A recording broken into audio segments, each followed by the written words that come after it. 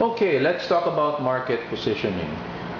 This is a useful tool that can be used to visually analyze the position of a certain product, service, or even business vis-a-vis its competitors in the marketplace. So we are looking here at two attributes, price and quality.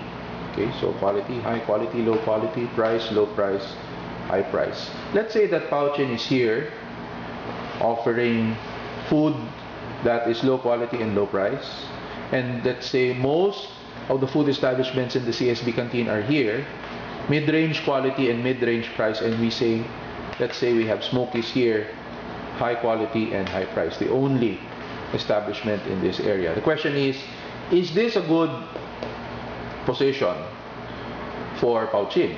Well, that depends.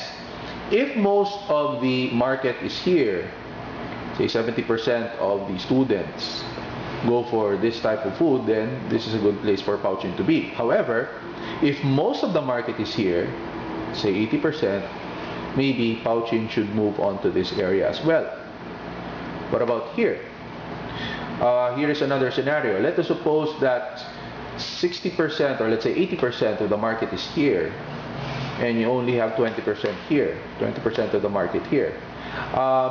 The movement of Pouchin to this area might be justified if they have high returns on the high price. Meaning to say, even if they are not able to sell a large volume of food items, if they can still meet their financial targets because of the high price with low volume, then probably this is a good place for Pouchin to be. But in order to justify that movement, of course, you have to look at the financial feasibility of positioning Pouchin here in the high quality, high price range along with Smokies.